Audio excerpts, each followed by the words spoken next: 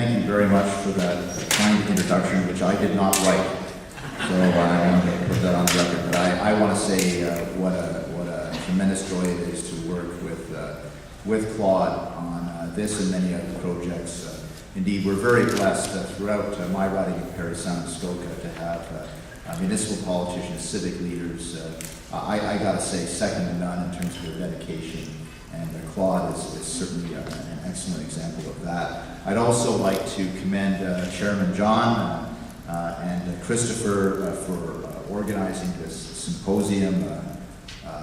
Build it and they will come. This is just this is really another field of dreams here, and it's just amazing to see yet another manifestation of the excitement and the interest in the region for the G8 summit. Christopher, where is Christopher?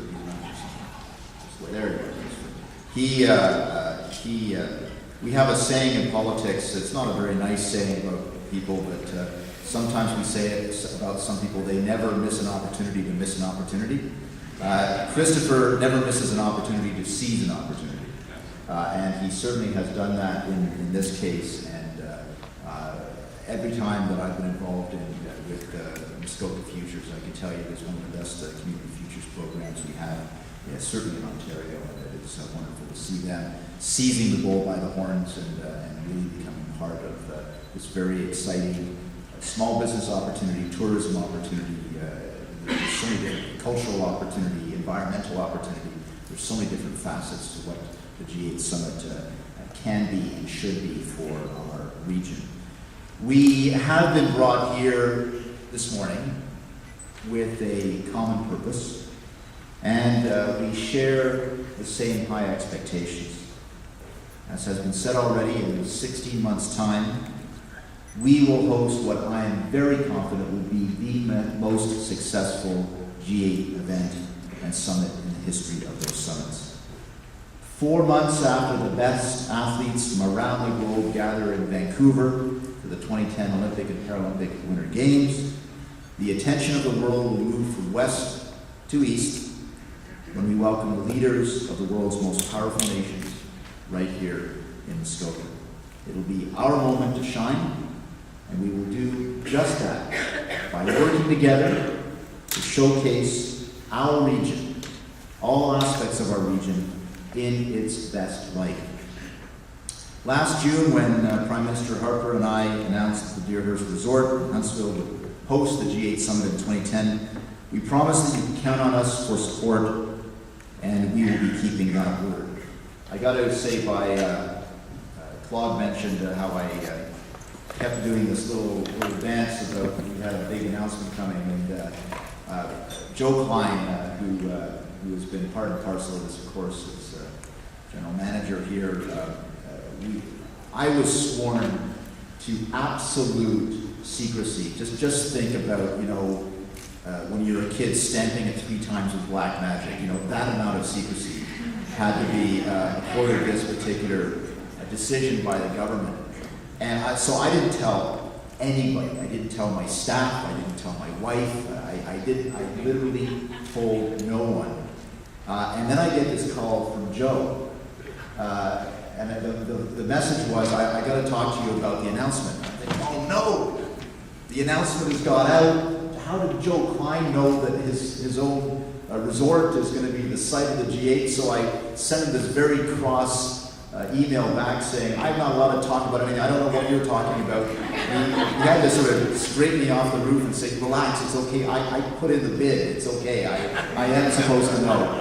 And so we had this kind of a little bit of a dance until we realized that there was one other person in Muskoka who knew about what we were going to be doing. But it's that exciting.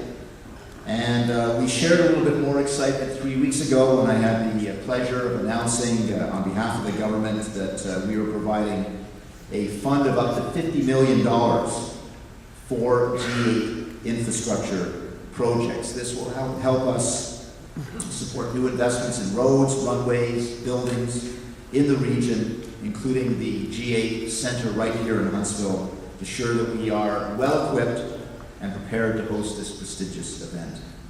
I don't have to tell you, and we'll hear more about this today, how the G8 Summit is expected to draw thousands of visitors, including heads of state, foreign officials, security officers, the media, and even some visitors who are proficient at dissent. That is worthy of any democracy.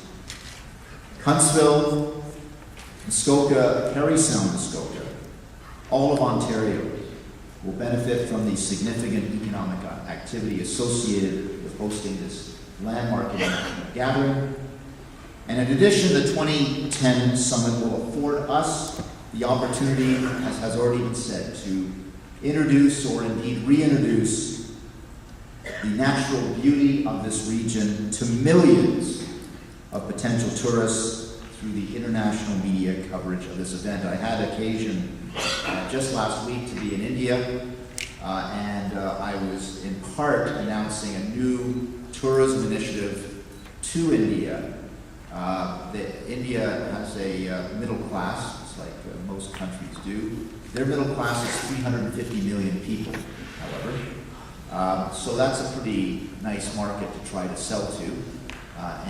We were setting up an office for tourism for the Canadian Tourism Commission in India to promote Indians coming over and spending their leisure dollars.